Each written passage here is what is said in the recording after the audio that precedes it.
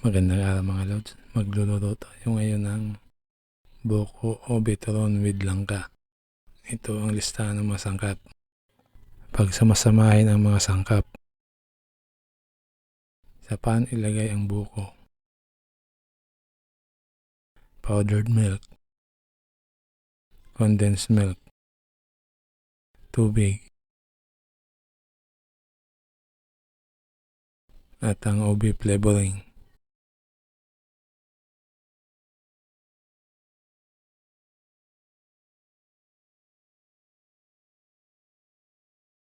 Ilagay ng cornstarch.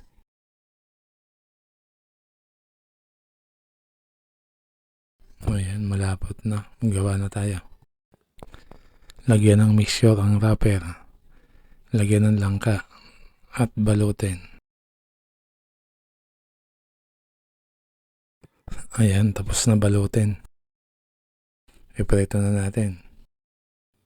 Isa-isa lang ang paglagay.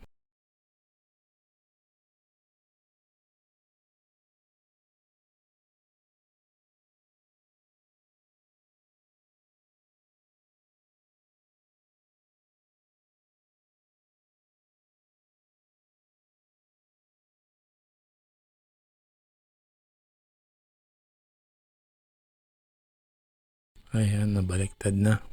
Luto na yan. Salamat sa panonood.